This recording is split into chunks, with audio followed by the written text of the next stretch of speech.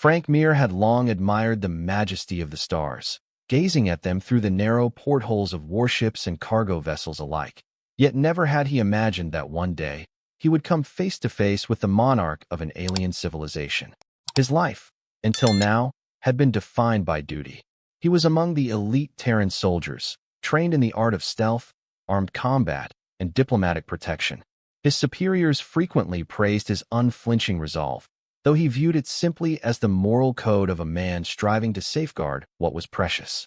He had been assigned to protect an alien diplomat from the Carthaginian Empire, a venerable race known for their imposing stature, pale opalescent scales, and ancient traditions that predated many human civilizations. The assignment, set on the newly established interspecies space station known as Pinnacle 12, was a testament to his skill. For centuries, the Carthaginians had stood aloof, focusing on their internal affairs and rarely mingling with other starfaring species. But times had changed, and the tides of interstellar politics demanded alliances, trade agreements, and reconciliations. Frank's orders were simple: ensure the safety of Minister Raylan Caraxes, an esteemed envoy widely considered the key to bridging human and Carthaginian relations. Yet from the moment Frank set foot on Pinnacle 12, he felt a subtle tension thrumming beneath the station's polished corridors. The air recycling systems hummed in somber undertones, and the overhead lighting, flickering with uncertain pulses, cast elongated shadows where none should exist. Minister Caraxes, though tall and austere, possessed a measured dignity. His elongated pupils seemed to absorb every detail of their surroundings. He spoke in refined but slightly accented Terran speech, punctuating his statements with cryptic references to Carthaginian beliefs. Despite his regal bearing, Caraxes was not the one who stirred Frank's sense of foreboding. No, it was the undercurrents in the corridors, the small group of armed guards belonging to someone else, and the frantic transmissions that occasionally crackled through Frank's earpiece that signaled danger.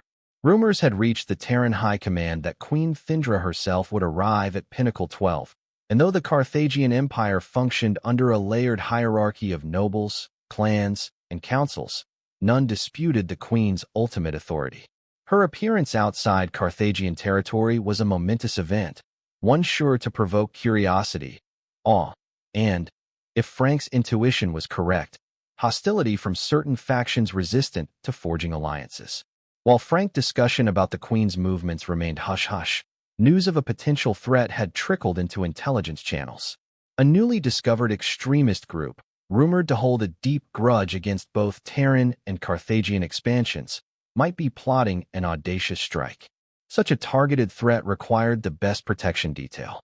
That was precisely why Frank Meer had been summoned, though he suspected that his presence was meant for more than routine guard duty. As the day of Queen Thindra's arrival approached, Minister Caraxes conferred with Frank in hushed tones. The envoy's luminescent eyes narrowed when he spoke of unforeseen perils. Frank listened intently, each word stoking the sense of responsibility he carried. The swirling possibility of an assassination attempt loomed large, and while no one knew for certain who the conspirators were, the threat of sabotage hung in the recycled air.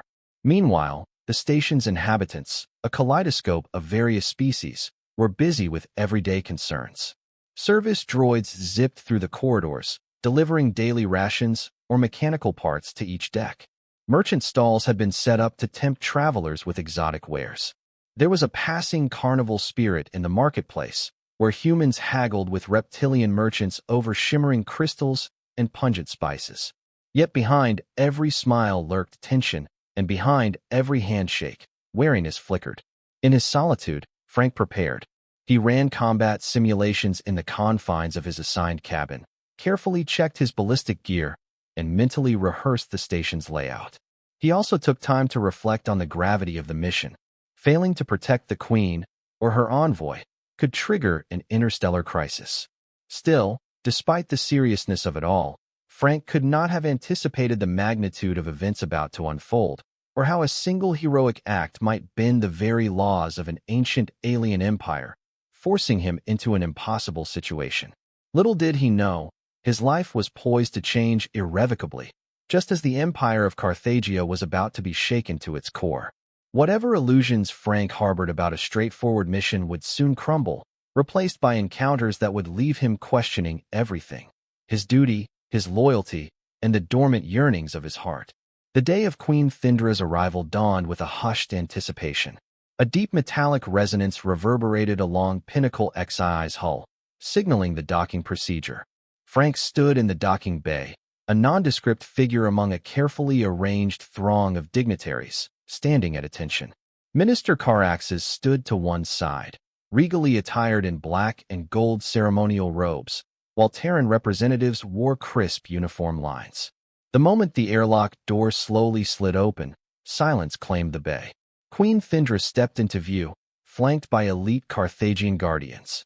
She stood several inches taller than Frank, her midnight blue skin adorned with faint, swirling patterns reminiscent of cosmic constellations. Her posture radiated confidence, tempered by an almost ethereal composure. Around her head, she wore an intricate diadem, shimmering with embedded stones that pulsed gently in sync with her heartbeat. Her eyes, a pale green, held the calm of a warrior queen who had witnessed both the triumphs and sorrows of her people across decades of rule. An uneasy hush gripped the onlookers. Many had never laid eyes on a living Carthaginian monarch, especially not one who had led her empire to sustained prosperity, guiding it through conflicts and forging new alliances. Frank instinctively straightened, meeting her gaze as she swept her eyes across the assembled crowd. Her gaze paused on him briefly, an unreadable glimmer in her expression, before she turned her attention to Minister Caraxes. Time seemed to slow as the welcoming ceremony commenced. Formalities were exchanged with crisp salutes and gracious bows. Queen Thindra spoke in heavily accented but distinct Terran standard, expressing gratitude for the courtesy shown by the station's inhabitants. Though her voice was measured, Frank heard a faint note of wariness. He was certain that somewhere in the station's labyrinth of corridors lurked conspirators who had no intention of letting her leave alive. After the ceremonial greetings, Thindra and her closest retinue were ushered into a secure area set aside for high-profile guests. Multiple rings of guards, both Terran and Carthaginian, stood watch. Frank remained close to Minister Caraxes, scanning the surroundings for any anomaly. The gravity of his mission pressed into his consciousness with every passing minute. By that evening, Queen Thindra was to be honored with a reception in the Grand Atrium, a high-ceilinged space draped with banners that mingled Terran insignias and Carthaginian emblems. Diffused golden lights gave the area a regal glow. Tables were laid with platters of delicacies, some from Earth, others from Carthaginia's brackish seas and pastoral plains. Representatives from countless star systems were in attendance, dressed in their ceremonial finery. Yet beneath the festive veneer, Frank sensed vigilance in every corner, for the station's security detail had multiplied, scanning each guest. Minister Caraxes stood near the Queen, introducing her to key figures from Terran governance. The hush that fell whenever she spoke bore witness to the reverence people felt. Frank observed her regal bearing and noted that while she accepted conversation with a patient, diplomatic smile, a certain tension lurked in her eyes. The Carthaginian monarchy, with all its splendid tradition, was not without enemies. He circled the perimeter, carefully watching body language, scanning for unusual movements. A shift in shadows on the mezzanine overhead caught his attention, just enough to quicken his pulse. He silently nudged a Terran security official stationed near him, directing attention upward. A routine sweep commenced. If someone truly meant harm, they would not find it easy to escape detection, but still, a skilled assassin could be cunning beyond measure. Frank's earpiece crackled. Security Team Bravo, confirm status. No anomalies here. Another voice replied, all clear. He relaxed slightly, though he knew the moment of risk often struck when guards began to relax. As the evening progressed, the crowd parted in respectful arcs around Queen Thindra. She spoke again with measured words, praising the forging of new ties that might usher in an age of prosperity for both Carthagia and Earth. Applause followed. People sipped from tall, thin-stemmed glasses, nibbling on exotic canapes. Yet in that swirl of elegant conversation, Frank felt the first real surge of impending danger. The hair on the back of his neck prickled. His instincts flared, urging him to keep scanning the balconies and corners. With all eyes on the Queen, he realized It would be the perfect moment for conspirators to make their move.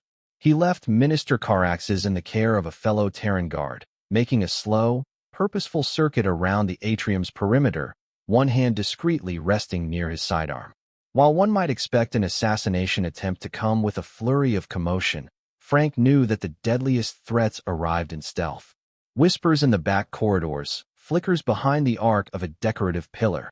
These were the subtle signs that spelled danger. And so, moving quietly through the assembly, Frank prepared himself, trusting his training, trusting his gut.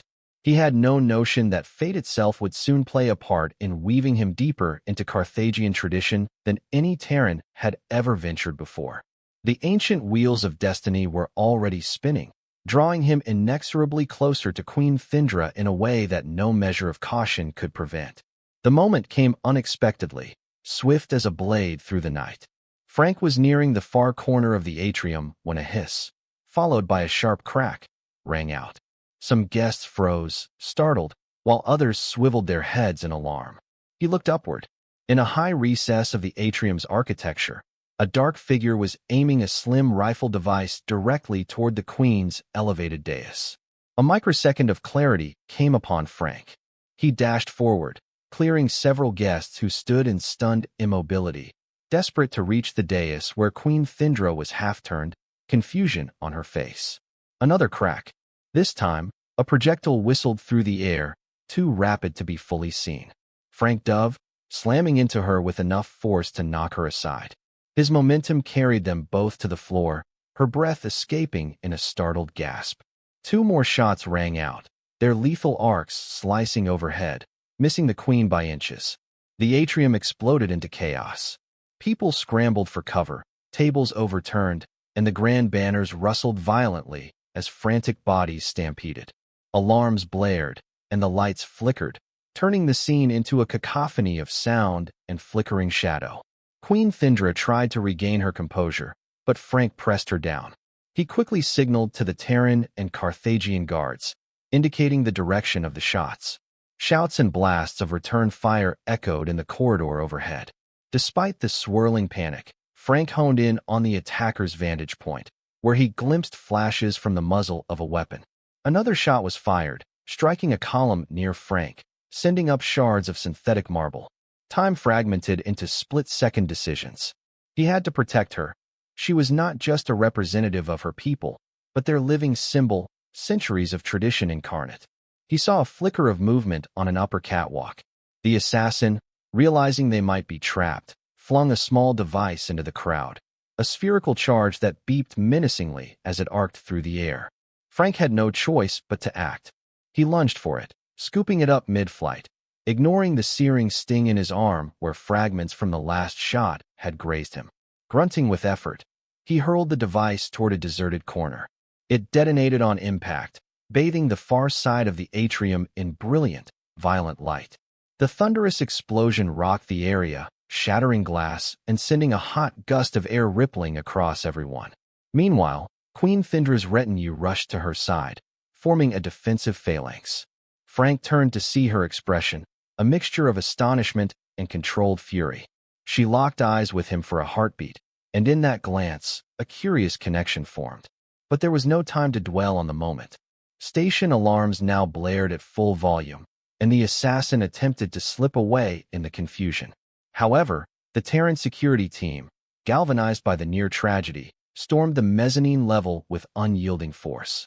Frank caught sight of a figure in ragged attire, making a desperate jump from one beam to another, but a well-placed stun blast caught them in midair.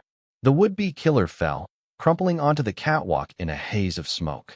Threat neutralized, a guard's voice crackled over the intercom.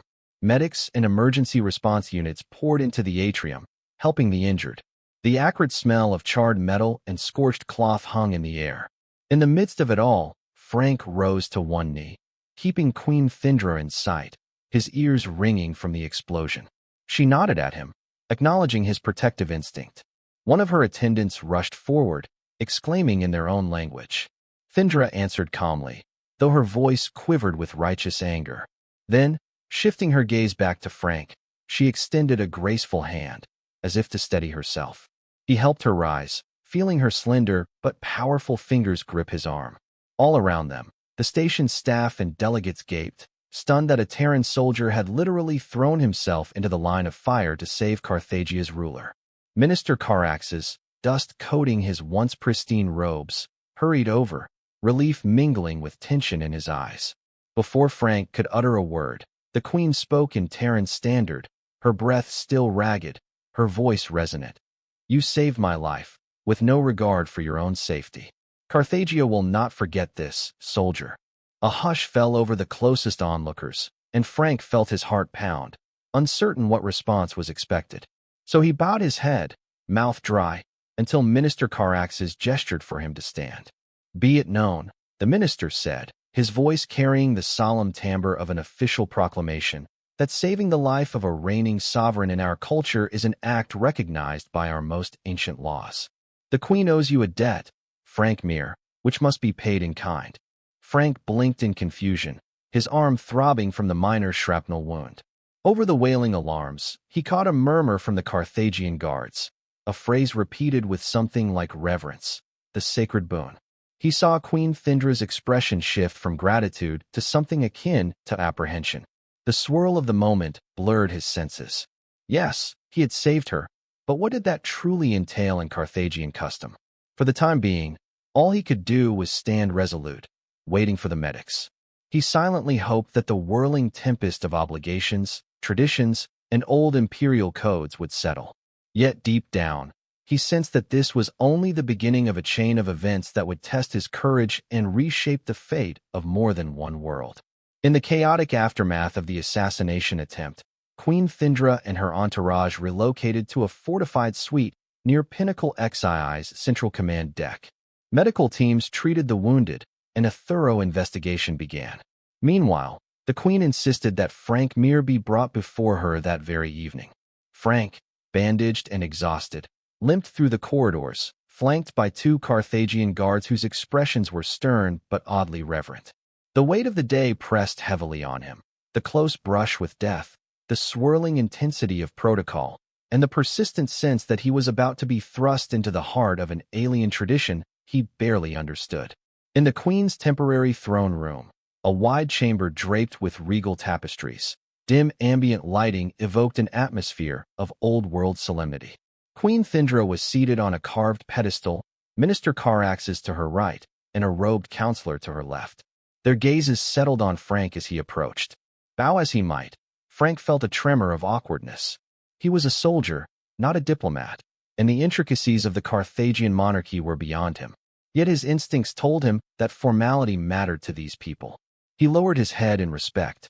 Queen Thindra spoke first, her voice carrying a gentle resonance that commanded attention. "You saved my life, Frank Meer, and for that, I owe you a debt. Among our people, such a deed obligates the monarchy to fulfill a single wish of your choosing, bound by the ancient decrees that no sovereign can deny." The words ignited a hushed reaction from the small gathering. Frank nearly forgot to breathe. His mind raced, pondering how best to respond without offending her or misunderstanding the magnitude of this so-called boon. He could only manage a halting reply. "Your Majesty, I am but a soldier. I acted out of duty, not for reward. I seek no boon." Minister Caraxes inclined his head. "Nevertheless, the tradition is clear. The monarchy stands in your debt. You must name a wish, for the law commands it." The Carthaginian counselor at the Queen's side quietly murmured a confirmation, his wrinkled features devoid of any obvious emotion, yet Frank sensed powerful significance in his presence. Queen Thindra straightened, her regal posture accentuating her cosmic-patterned skin. "There are many ways to interpret the boon," she said with careful deliberation. "Some request lands on Carthagia. Others prefer wealth or safe passage to the hidden worlds. You have shown unusual bravery. Do you truly not desire anything?" Frank's mouth felt dry. A swirl of thoughts clashed in his mind. Memories of his impoverished upbringing, dreams of forging a more meaningful life, and the sense of wonder at standing in the presence of this extraordinary woman. Perhaps it was the adrenaline lingering in his veins, or the look of subtle curiosity on her face, but a daring notion flickered into his consciousness, like an ember waiting to ignite. He recalled the stories he had overheard, how the Carthaginian monarchy was steeped in ancient rules, some of which were seldom invoked. His gaze flicked to Thindra, to her regal features softened by the relief of survival. He thought of the political complexities, the bridging of two species, and the rumors that Queen Thindra had long carried the weight of her people's future on her slender shoulders. His heart raced, and in that charged moment, he heard his own voice, almost as if from a distance. "I wish," he began, pausing to swallow the lump in his throat. "I wish for you, Queen Thindra."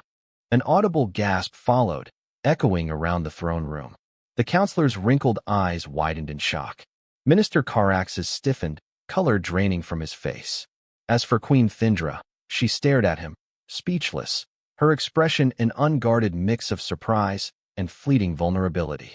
Then came a hush so profound it was as though every occupant in the room had ceased breathing. "You dare to claim me as your boon?" The queen's voice was low, tinged with disbelief. Her retinue stirred, some bristling in outrage, others gripped by a fascination they did not know how to conceal.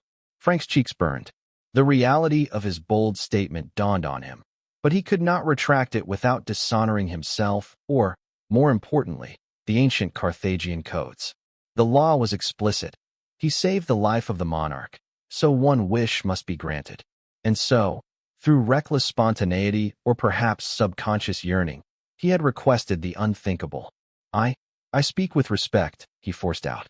"I do not demand you as an object, your majesty, but I ask that you, if it is within your power, allow a bond, a union, or some closeness with me, not for personal gain, but because I sense there is something between us that defies explanation. If my request offends, I will withdraw it." A ripple of tension shivered through the air. Queen Thindra glanced at Minister Caraxes, who looked as though he were torn between a dozen conflicting loyalties. Then she turned her gaze to the counselor, who gave a grave nod, confirming the laws that bound her. At length, she exhaled. "The boon cannot be retracted, nor can I deny it," she said, her voice tight. "Yet, this union you speak of, it is unprecedented. A queen of Carthagia wedded to a Terran soldier? The implications, political, cultural, could be immense. But I am bound, and so I must accept." Frank's heart pounded like a war drum.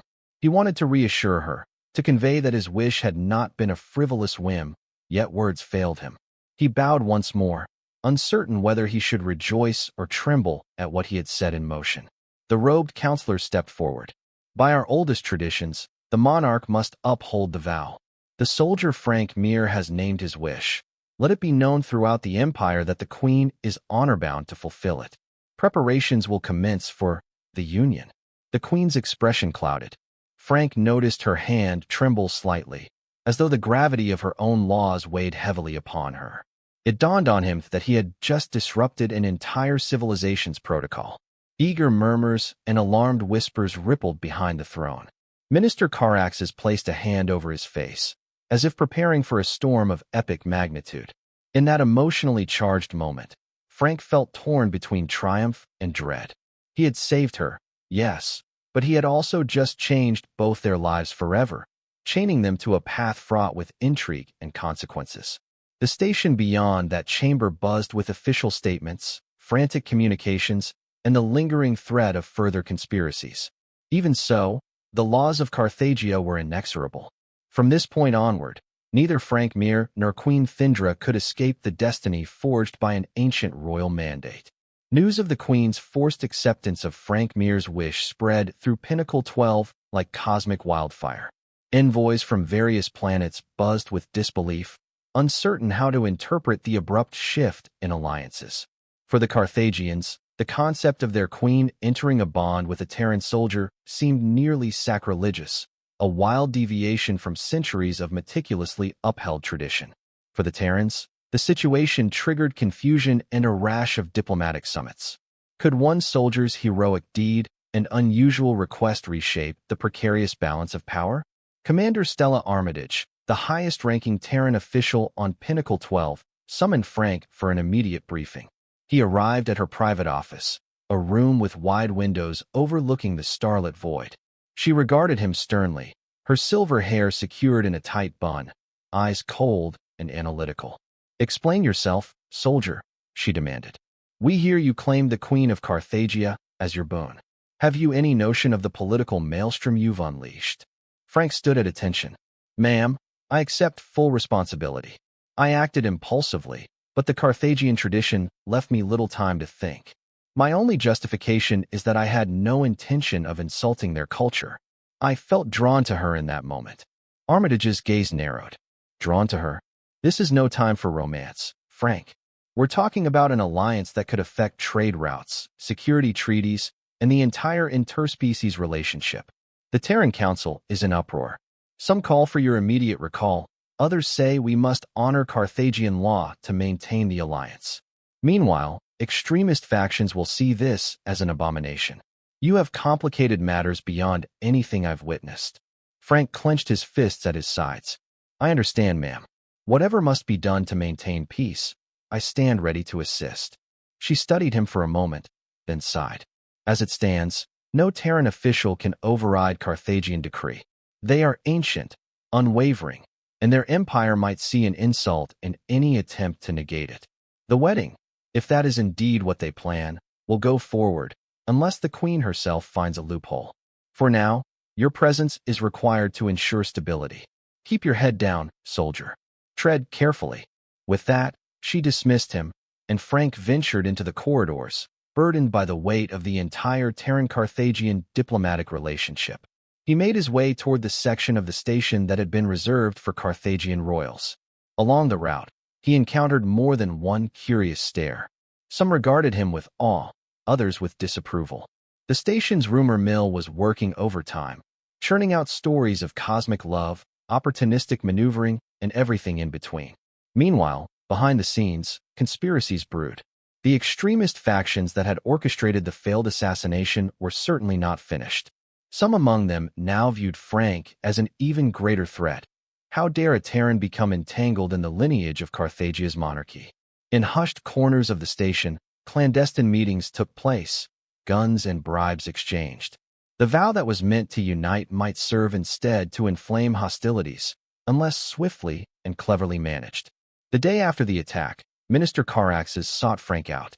He summoned him to a chamber adorned with rolling tapestries of Carthaginian legends.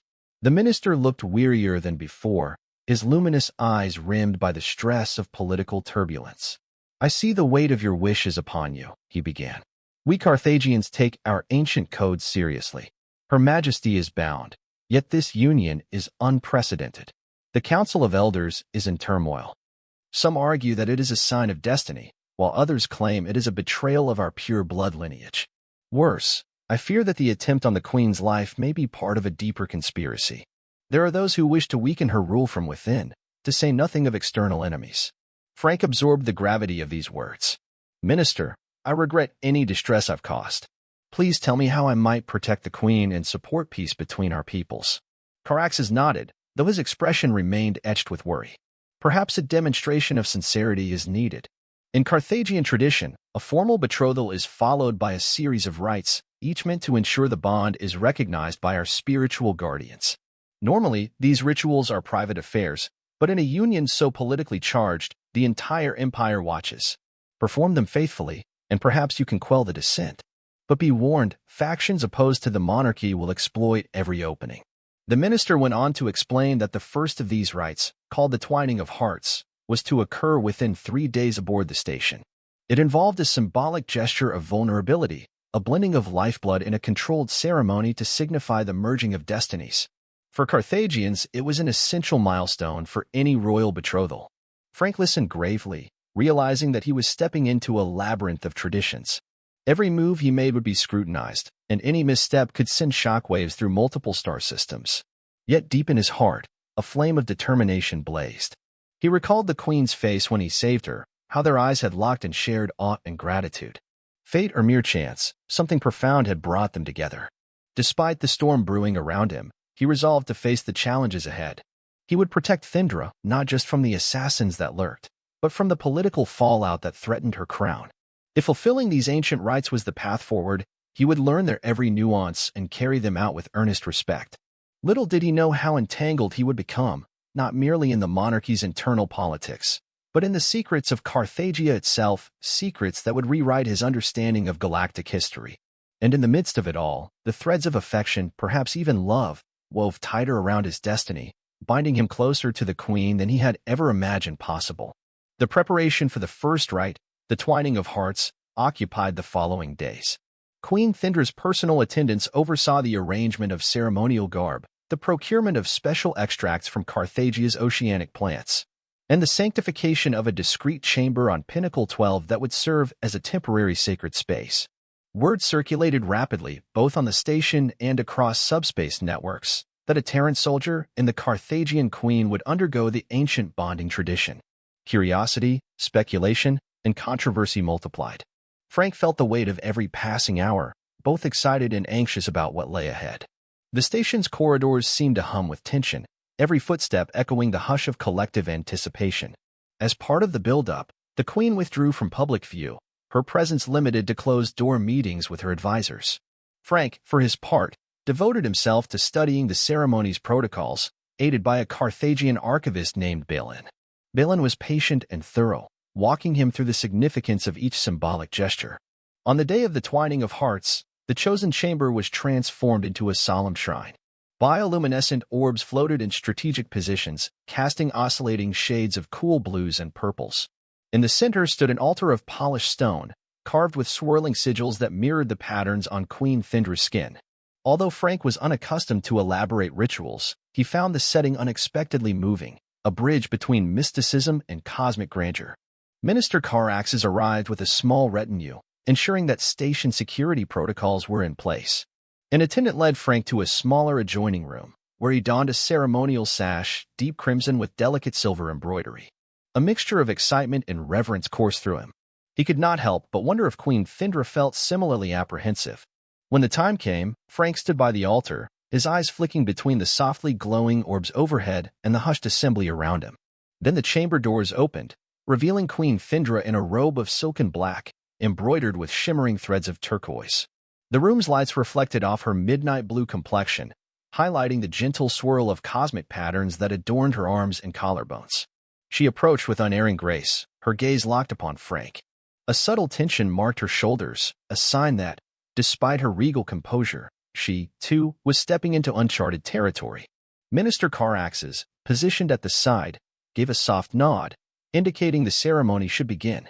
An elderly Carthaginian cleric, robed in layered garments of slate and gold, stood before them. In measured tones, she recited verses from an ancient language, calling upon the blessings of Carthagia's ancestral spirits. The weight of centuries seemed to press upon that chamber, as though time itself were holding its breath. At the designated moment, Thindra removed a small ceremonial blade from a velvet-lined box. Its handle was shaped like a coiled serpent, and its edge glowed faintly with a technology that kept it perpetually sharp. She pressed the blade's tip to her palm, drawing a single drop of teal-hued blood. A hush went through the onlookers as Frank, following the archivist's instructions, repeated the gesture on his own hand, wincing slightly as the blade cut into his flesh. They held their palms over a shallow bowl, allowing a few drops of their mingled blood to flow into the vessel. The significance was profound. For Carthagians, this act was a testament to shared fate, binding two souls in mutual dependence. Frank's heart thumped with emotion. He stole a glance at Thindra, who returned his look, her eyes reflecting the gravity of the rite. The cleric spoke again, chanting phrases that wove Terran standard with archaic Carthaginian, symbolically weaving their two species together in the eyes of tradition. Minister Caraxes then stepped forward, stirring the blood in the bowl with a single crystal rod, merging them into one solution. The ceremony concluded when Thindra lifted the bowl and poured its contents into a larger basin, its swirling design capturing the mixture until the final drop vanished into an unseen reservoir below. A chorus of hushed murmurs filled the chamber, a wave of awe, relief, and perhaps disquiet. According to custom, the twining of hearts sealed the betrothal on a spiritual level. While further rites were required to finalize the union, this first step was essential and irrevocable. For a moment, Queen Thindra and Frank stood face to face, their breathing synchronized by the stillness around them. He wanted to speak, to thank her, to express the swirl of emotions that coursed through him, but words seemed inadequate. She gave him a faint nod, the barest smile tugging at the corner of her lips, before attendants escorted her away. Outside, the station's media screens displayed carefully crafted official statements. Armitage and other Terran officials scrambled to maintain calm, while Carthagia's ministers debated the ceremonial updates in hushed councils. The swirl of events only intensified the sense that the entire galaxy's gaze was fixed upon this singular act of union. Unbeknownst to most, however, danger skulked in the shadows. A group of hooded figures watched the ceremony's live feed from a remote deck, their expressions hidden by tinted visors. The leader, a figure known only as Sable, hissed with contempt, decrying the Union as an abomination. Sable had orchestrated the first assassination attempt, and though it had failed, the group's resolve to topple the monarchy and any Terran who collaborated with it burned hotter than ever. As the day ended, Frank found himself alone in his quarters, mind whirling with the day's events. He was now officially betrothed to Queen Thindra, bound by a tradition older than most civilizations. Yet conspiracies threatened from all sides. Political complexities deepened with every passing hour. Through it all, he sensed an undercurrent of connection with the Queen herself, something intangible that transcended diplomatic necessity. With fatigue pressing upon him, he settled into a restless sleep, uncertain of what the future might bring, but determined to stand strong. For better or worse, he was now a part of Carthagia's royal tapestry, and there would be no turning back. The days following the twining of hearts buzzed with frantic energy aboard Pinnacle 12. Envoys and ambassadors from various systems demanded private audiences, eager to glean details of the newly forged bond between the Terran soldier and the Queen of Carthagia. Every corridor seemed to vibrate with speculation, every lounge and cafeteria table hosting heated discussions about whether the Union was an ominous sign or a beacon of reconciliation. Frank's own time was divided between security briefings, as the station remained on high alert, and his continued immersion in Carthaginian customs.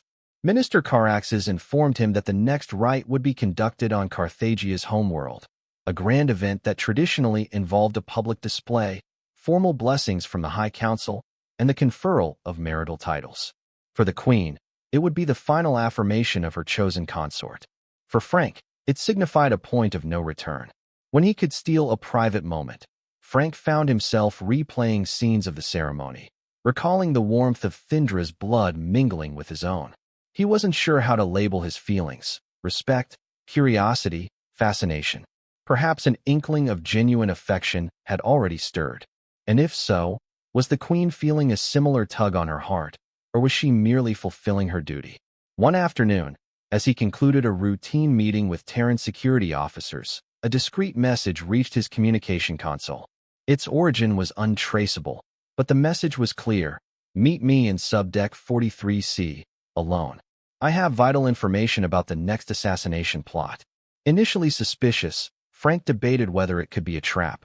However, the mention of another assassination attempt drew him in, so he donned civilian attire, concealed a sidearm, and made his way to the designated location, informing only one trusted colleague of his whereabouts. Subdeck 43C was a dimly lit expanse dedicated to waste reclamation and storage. The humming of machinery and the acrid smell of recycled water made the place unwelcoming. Frank followed the cryptic directions until a slender figure emerged from behind a series of large crates.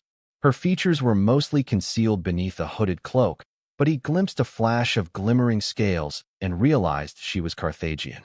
"You came," she whispered, glancing around nervously. "I cannot reveal my name, but I am close to the circle of dissidents. They plan something on Carthagia during the culminating ceremony. You and the Queen will be in grave danger." Frank tensed, scanning the area for eavesdroppers. Who are they? Some are part of Thindra's own court, old bloodlines who resent Terrans and see the Queen's progressive stance as weakness. Others are interlopers, mercenaries led by that fanatic known as Sable.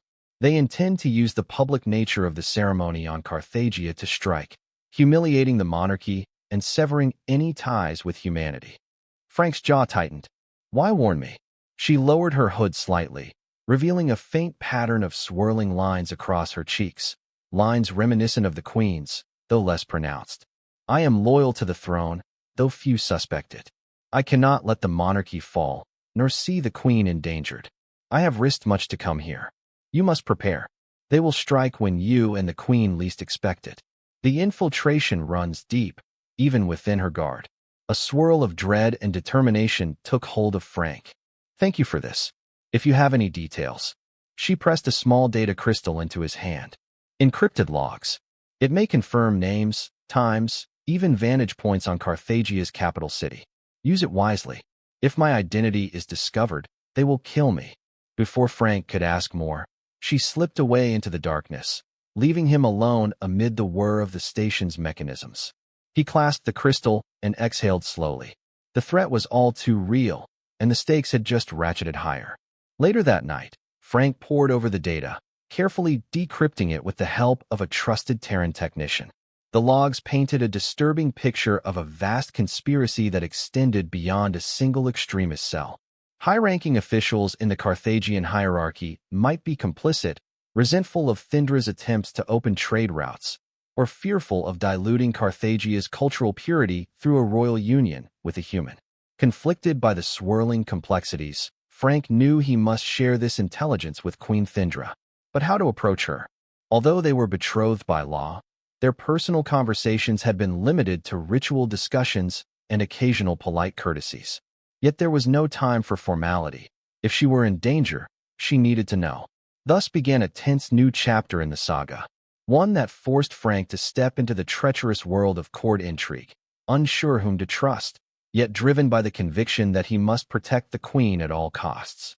If the monarchy fell, or if Thindra were harmed, the fragile peace between Carthagia and Earth could crumble, plunging both worlds into chaos. Yet amid the fear and urgency, a quiet resolve blossomed in Frank's heart. He wanted not just to defend the queen because of a vow, but to stand at her side in genuine solidarity, to see her reign continue for the betterment of Carthagia and the galaxy at large. Over the next few days, as he plotted how to reveal the conspiracy and brace the queen for an inevitable showdown on her homeworld, that resolve would prove his greatest weapon in a conflict spanning star systems and the hidden realms of the heart. Summoning every ounce of courage he possessed, Frank requested a private audience with the queen. Though her schedule was packed with official obligations, she agreed, perhaps sensing the urgency in his voice. Late one evening, he was escorted into her personal quarters aboard Pinnacle 12, a suite draped with semi-translucent tapestries, its lighting subdued. Queen Thindra stood by a large window of reinforced glass, staring out at the silent cosmos. She wore a close-fitting gown of layered silver and black, and her cosmic-patterned skin seemed to glow faintly in the low light. As Frank entered, she turned, a delicate arch to her brow. "You requested a private meeting, Frank Meer?" she asked softly, her formal tone laced with curiosity. He bowed, though not as deeply as he had in the throne room. Something about the moment felt more intimate, as though they were equals in a delicate dance. "Yes, Your Majesty. There's something I must share. It concerns our journey to your homeworld and the next ceremony." She gestured for him to continue. He took a breath and produced the data crystal from a small pouch at his side. "I received this from a covert ally. It outlines plans for another assassination attempt, this time on Carthagia itself. The conspirators may be among your own court." Her expression grew taut. With measured steps, she crossed the room and accepted the crystal, examining it as though it were a venomous relic.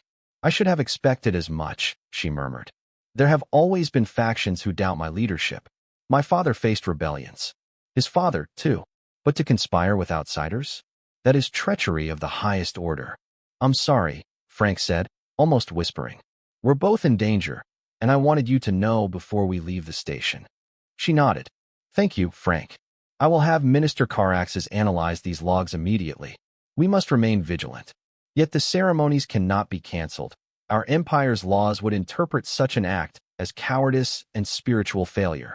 The people must witness my commitment to the boon." Frank stepped closer, lowering his voice so it would not carry beyond the suite's thick walls. "Your Majesty, if there's any way I can better protect you, tell me. I made this wish, this vow, and while I know its political ramifications, I also know I would never forgive myself if something happened to you."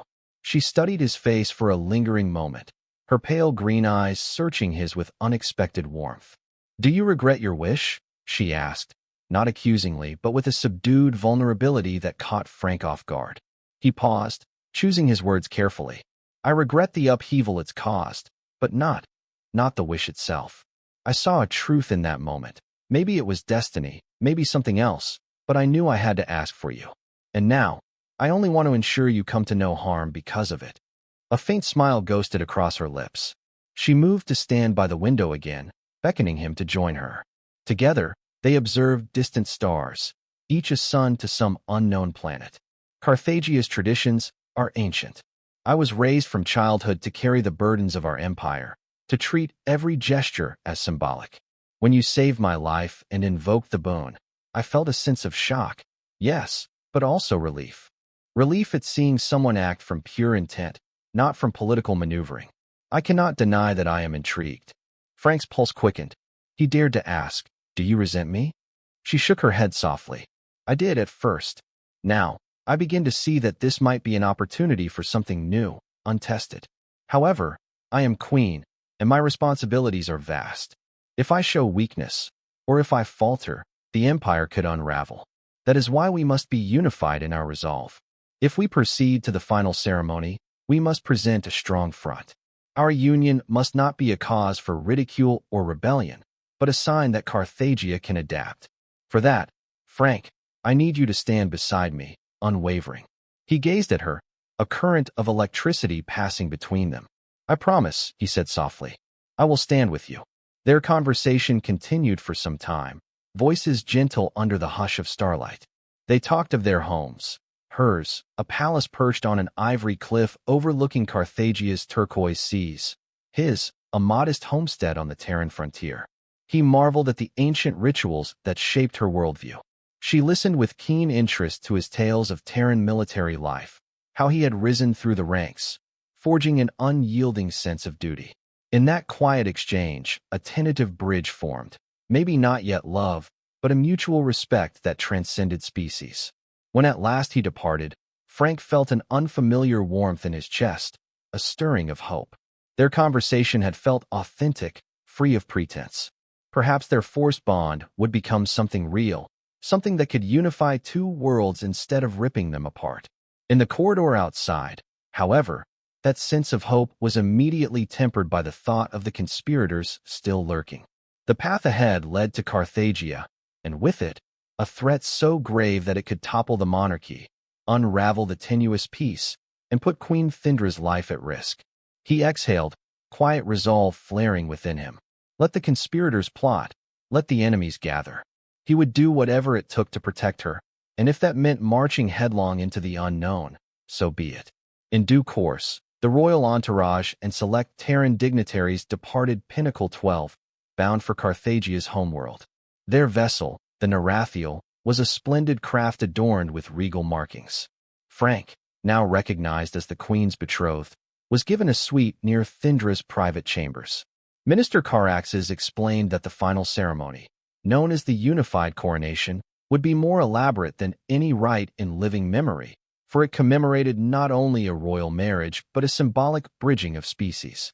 As the Nerathiel slipped through hyperspace, Frank spent hours reviewing security protocols with both Terran and Carthagian advisors.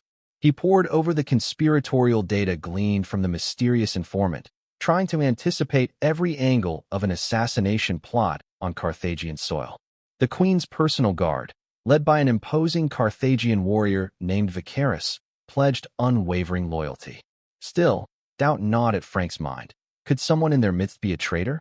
After days of travel, the ship emerged from hyperspace above Carthagia, a swirling sphere of dusky violet, speckled with silver clouds.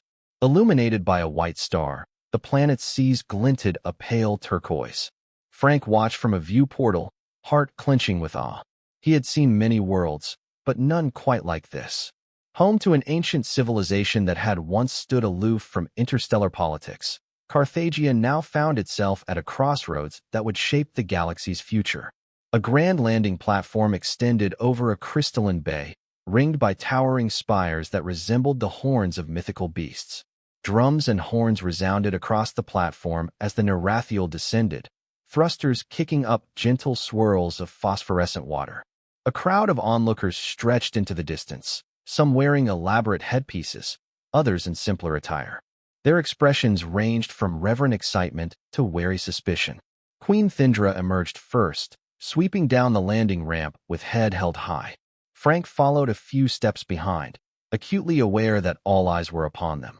The gentle breeze carried a briny scent. Carthaginian banners fluttered, displaying the empire's sigil, an interlocking pattern reminiscent of the cosmic designs etched into Thindra's skin. The city beyond was a fusion of futuristic architecture and organic shapes, with arcs of pale stone bridging canyons of water. Amid the ceremonial greeting, Frank felt that same pang of anxiety. Somewhere in the throng, assassins could be lurking, waiting for the perfect moment. Yet the official welcome proceeded without incident. Nobles offered blessings, children scattered fragrant petals, and city dwellers watched with mixed emotions as the queen and her Terran betrothed strode into Carthaginia's ancient capital. An honor guard escorted them to the royal palace, perched high on an outcrop overlooking the turquoise sea. Constructed of pale, iridescent stone, the palace was a marvel of sweeping arches and grand halls. Frank could barely contain his astonishment as they entered the central atrium, a space open to the sky, where long, pastel-colored banners hung from pillars carved to resemble celestial serpents. A host of courtiers awaited, bowing or curtsying as the queen walked among them. He felt the scrutiny in their eyes. Some concealed resentment behind forced smiles, while others beamed with genuine curiosity. Minister Caraxes guided him through endless introductions, each name and title more elaborate than the last. Frank caught glimpses of the High Council, figures in regal robes, some wearing inscrutable expressions. He locked gazes with a few who looked alarmingly hostile. Were they part of the conspiracy? That evening, Thindra called a private conference of her closest allies to discuss security for the final ceremony. Frank stood at the Queen's right side, while Caraxes led the briefing. Various generals and council members debated strategies, analyzing vantage points, crowd sizes, and potential infiltration routes. Tension crackled in the air, reminiscent of the hush before a violent storm.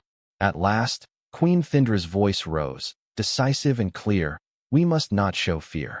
The ceremony will proceed at the grand amphitheater, beneath the open sky, as tradition demands. Strength lies in transparency. Let them see we hide nothing. But we will be prepared. Let every guard be vetted, every vantage point secured. Let the city know that we stand united.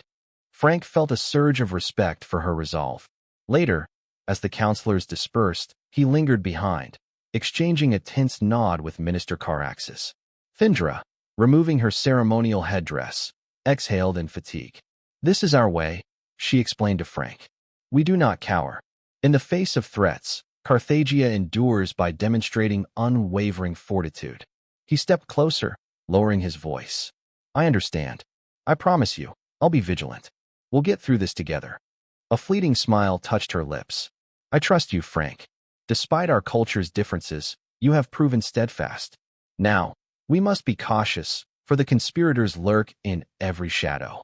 Outside, the sky darkened over Carthagia's capital, stars shimmering faintly against the velvety horizon. In the quiet palace corridors, footsteps echoed eerily. All seemed poised on the brink. Tomorrow would bring final rehearsals for the ceremony, final security checks, and the intensification of hidden agendas that might culminate in a catastrophic confrontation. Yet, in a small chamber high in the palace spires, Frank found a moment of calm, staring out at the waves below. However events might unfold, he refused to abandon hope. The union of Terran and Carthaginian destinies, once so unexpected, now felt woven into his very being. Thindra was more than a monarch he had sworn to protect. She was a mystery that beckoned, an ally he could trust. Perhaps, in time, she might become something even more precious. At last, the day of the unified coronation arrived, and with it, a heightened sense of both celebration and dread. Carthagia's populace gathered on streets lined with alien flora. The grand amphitheater was an architectural wonder, carved into the side of a massive, crystalline peak that overlooked the city. Semicircular tiers spiraled downward toward a stage ringed with carved pillars, each adorned with the crest of the empire. The sun's pale rays bathed everything in a subtle glow, and the waters far below glimmered like liquid sapphire. Some said that in ancient times, that amphitheater had been a sacred meeting place for the planet's early tribal chieftains. Now, It served as the final stage for a union that might define a new era. Frank, dressed in formal Carthaginian attire that had been tailored to fit his human frame, stood backstage with a detachment of hand-picked guards. Beneath the ceremonial layers, he wore discreet ballistic protection. His gaze swept across the area, visually scanning tall spires, balconies, and vantage points. Terran sharpshooters were placed strategically, working in tandem with Carthaginian watchers. Queen Thindra was nearby, surrounded by attendants and courtiers. She wore a magnificent gown of obsidian silk, shot through with threads of turquoise that matched her luminous eyes. An ornate diadem rested upon her brow, its jewel tones mirroring the cosmic patterns on her skin. When she caught Frank's eye, she offered the slightest of nods. He managed a tight smile in return. The stands filled with thousands of citizens, their collective murmur rising and falling like ocean waves. Dignitaries from other star systems took their seats in special boxes, while a hush fell as members of the High Council arrived, robed in ceremonial vestments. Trumpet-like instruments emitted a series of resonant notes, signaling the commencement of the ritual. Amid the pomp and pageantry, Frank remained on high alert. He could almost feel the conspirators' presence, intangible yet lingering in the corners of this grand spectacle. The moment the final ceremony began, he scanned the amphitheater's upper levels, mindful of the remote possibility of hidden snipers or sabotage. Then, the herald's voice echoed through the amphitheater, announcing the Queen's entrance. Thindra stepped forward onto the central stage. Applause, cheering, and a smattering of uneasy murmurs rippled through the crowd. With regal composure, she turned to acknowledge her people, raising a hand in a gesture of solemn greeting. Frank's cue followed. Accompanied by a formal chord progression from alien instruments, he stepped onto the stage, taking his place at Thindra's side. Whispers threaded through the spectators. Some who had never laid eyes on a human murmured in curiosity, while others glared with open disdain. Frank's heart thudded. The stakes had never been higher. Minister Caraxes began the liturgy, reciting ancient texts that proclaimed the union of their queen with the one who had saved her life. With each phrase, the moment drew closer. A cushion-bearer presented a pair of intricately crafted circlets, one for Thindra, another for Frank, meant to signify equality in this unique bond. The orchestrated hush grew deeper, tension as thick as the planet's humid air. But as Frank reached out to accept his circlet, a crack reverberated through the amphitheater. A split second later, a searing pain tore across his shoulder. He staggered back, teeth gritted against the agony. Chaos erupted. Another shot rang out, this time striking a pillar near the Queen, shards of stone raining down. Shrieks erupted from the crowd, and guards immediately rushed forward, forming a protective circle. At once, Frank saw the glint of a rifle perched on a distant spire, a vantage point that had been deemed secure, yet evidently was compromised. He forced himself to stand tall despite the burning ache in his shoulder, drawing his sidearm. His eyes found Thindra, who was quickly ushered behind a bulwark of heavily armored guards. Then the amphitheater convulsed with a series of smaller explosions from the far entrance, sending plumes of smoke cascading into the stands. Panic consumed the crowd, thousands scrambling in terror. Over the din, Frank's earpiece crackled. Multiple hostiles. They're coming from the upper levels. Request backup. Cursing under his breath, Frank sprinted toward the shadowy figures scaling the amphitheater's rim. Several wore the hooded garb of the conspiracy group, brandishing energy weapons. One hurled a grenade-like device into the stage area, but Frank's quick reflexes allowed him to kick it aside. It detonated in midair, blowing fragments harmlessly above the dais. All around him, the once regal ceremony had descended into a war zone. He saw the High Council members fleeing, while loyal guard units tangled with armed rebels. The pounding in his shoulder grew more insistent, but he refused to yield. Adrenaline surged, and he fired precision shots to neutralize two attackers who had clambered onto a nearby ledge. Between the billowing smoke and frantic crowds, it was difficult to tell friend from foe.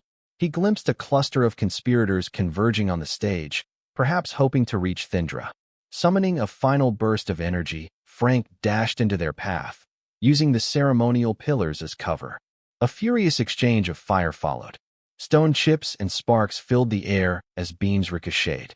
Suddenly, A cloaked figure emerged behind Frank, raising a dagger aimed at his back. Thindra appeared as if from nowhere, delivering a swift, well-placed blow that disarmed the assailant.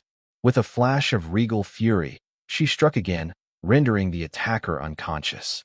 For an instant, they stood back to back, the air charged with combined determination. Cheers erupted from nearby guards, their morale bolstered by the Queen's bravery. "Keep moving," Frank shouted. "We need to get you to safety." But Thindra shook her head, determination blazing in her eyes. "I will not hide. My people must see me stand strong." She pointed to a vantage point among the pillars, from which she could command the situation. Accepting no argument, she led the way. With the Queen's presence an anchor for the loyal defenders, the tide began to turn. Terran sharpshooters pinned down the rooftop snipers. Carthaginian soldiers encircled the remaining attackers. Still, the leader of the rebellion, Sable, was not yet in sight. Frank worried that a final gambit might be looming. Through the haze of smoke, a tall, lean figure strode forth, Sable. Their cloak, once hooded, now hung open, revealing a masked visage painted with ominous symbols. Holding a pulse rifle with malicious intent, Sable advanced straight toward Thindra, shouting words lost in the roaring chaos. Before Frank could intervene, Sable unleashed a torrent of blasts, forcing everyone back. Sparks tore up the stage floor. Frank, ignoring the pain in his shoulder, lunged forward, firing rapidly. He managed to clip Sable's leg, causing the conspirator to stagger. With a roar of defiance, Sable pivoted and aimed at Thindra. Time slowed. Frank dove again, just as a burst of energy sizzled the air, narrowly missing the Queen. Channeling desperation, Frank tackled Sable, grappling for control of the rifle. They rolled across the shattered floor, exchanging brutal strikes. At last, Frank managed to wrest the weapon free and deliver a stunning blow to Sable's temple. The conspirator collapsed, unconscious. Silence, broken only by the distant wails of the wounded, descended over the amphitheater. One by one, the rebels were apprehended or subdued, their attempt at coup d'état thwarted. As medics poured onto the scene, Frank slumped to one knee, finally succumbing to the intensity of his wounds. Queen Thindra and a cadre of guards rushed to his side. Her eyes brimmed with concern, her voice low with gratitude. "Frank, you saved me again. You saved us all." She knelt, placing a steadying hand on his uninjured shoulder. Gasping for air, he managed a faint grin. "Couldn't let them spoil our big day, could I?" She returned a small, relieved smile, tears glinting in her eyes. No, indeed. Despite the swirling commotion, the moment felt strangely serene, as though the chaos around them faded, leaving only the two of them in a hush of understanding. It was Minister Caraxes who, in a voice trembling with emotion, proclaimed, "The monarchy stands unbroken and the bond is sealed." Little did they know that this dramatic clash, meant to destroy their union, had instead solidified it in the eyes of a watching galaxy. For in that crucible of violence and unwavering courage, something far greater had taken shape. A partnership forged by respect, tempered by adversity, and perhaps blessed by destiny itself. Frank awoke in a sun-drenched chamber, the tall windows overlooking Carthagia's sparkling sea. His shoulder and side throbbed beneath layers of medical bandages. The hiss of automated healing machines and the soft hum of alien technology provided a strangely soothing backdrop. As his eyes adjusted, he saw Queen Thindra seated by his bedside, an air of relief washing over her features when she noticed he was awake. Her voice was soft, tinged with concern. "You've been unconscious for 2 days. The healers weren't certain how quickly you'd recover, given our different physiologies." Frank tried to sit, wincing at the pain. He glanced down at the advanced medical apparatus attached to his arm, reading out his vitals in a mix of Terran and Carthaginian scripts. "I've had worse," he murmured, though not entirely truthfully. "Is everyone safe?" She nodded. "The coup attempt was quelled. Many conspirators are in custody, including Sable. The High Council has recognized the bravery you displayed. They see now that our union, though unexpected, represents a resilience that benefits Carthagia." He exhaled in relief. Memory fragments returned, the amphitheater, the swirling smoke, the shot that tore into him, and her voice urging him to hold on. He recalled those final moments of battle, how they had fought side by side, forging a bond more tangible than any symbolic rite. "I'm glad," he said at last. "For your sake. For Carthaginia's." A silence fell, gently filled by the rhythmic beep of medical monitors. At length, Thindra spoke again. "Minister Caraxes and the High Council have conferred. With the conspirators exposed, the final portion of the ceremony was never formally completed. Yet the people witnessed the trials we faced, and there's no doubt about our bond. The Council wishes to hold a simpler ceremony in the throne room, to formalize what was begun in the amphitheater." He met her gaze, heartbeat quickening. "If that's your wish as well, Your Majesty, eh?" She reached out, hesitating only a moment before letting her hand rest on his. "My name is Thindra, Frank. And yes, I wish it. Not merely because law demands it, but because it feels right." Emotion swelled in his chest. He turned his hand beneath hers, their fingers interlacing. No grand fanfare accompanied the gesture, no applause from courtiers. Yet for both of them, it held a resonance of destiny. "Then I'll stand with you," he said, heartfelt, "as your partner, your protector, your husband, if that's the word you'd use." A subtle smile curved her lips.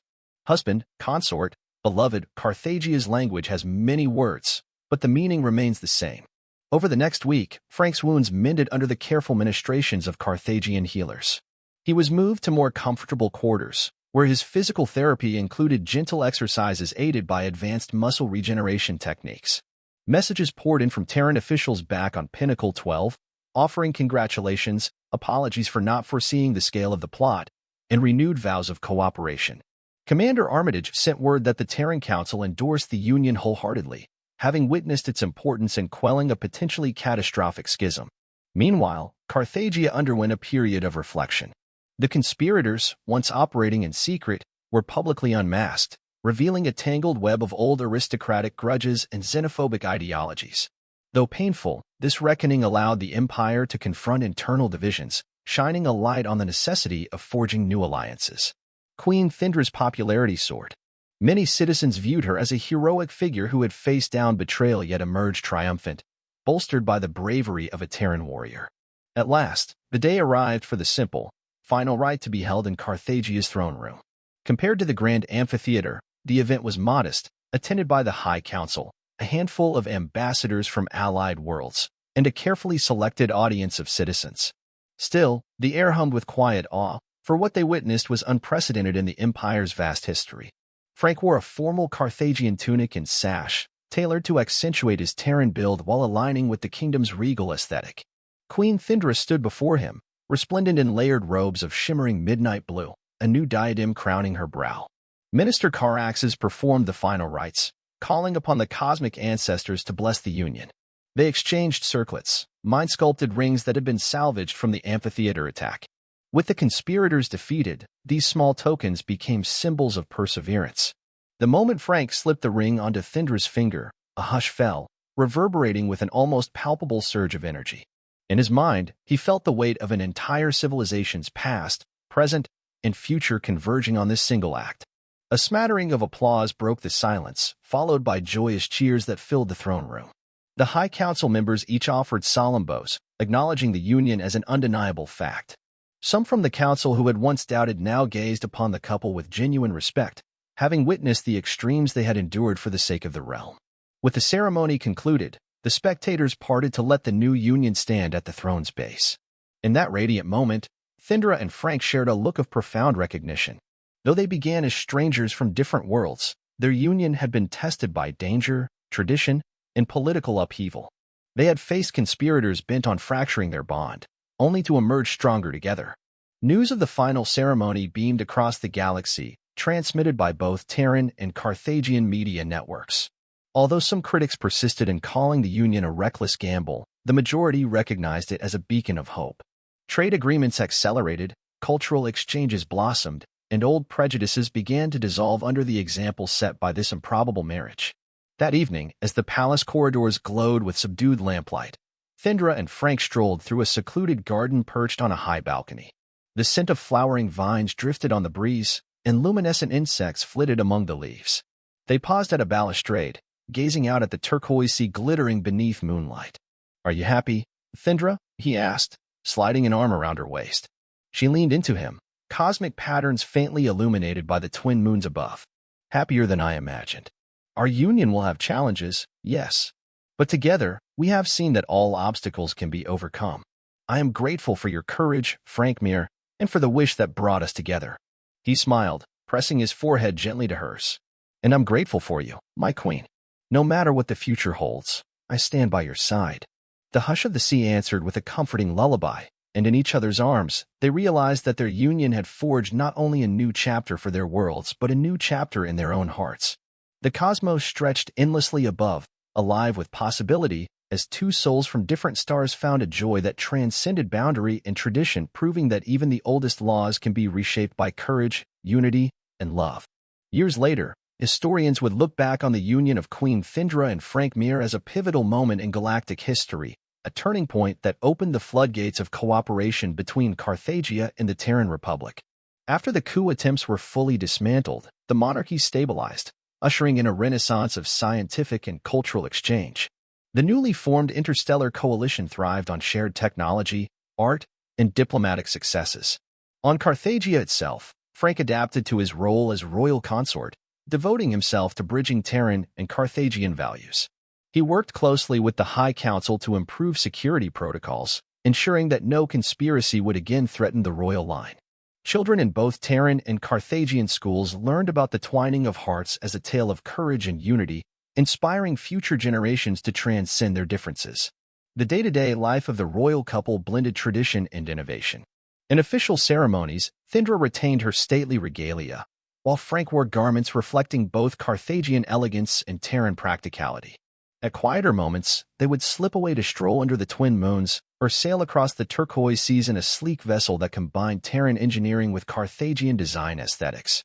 When challenges arose, skirmishes with rogue factions, the emergence of new trade disputes, or the complexities of forging alliances with distant star systems, they faced them side by side, unwavering in their dedication to peace.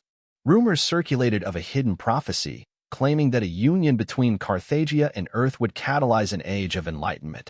Whether myth or truth, the reality was that their bond carried a powerful symbolism, galvanizing millions who saw in them the promise of a shared destiny. In time, the monarchy welcomed an heir, a child with pale blue skin delicately traced by cosmic lines, and eyes bearing a warm Terran spark.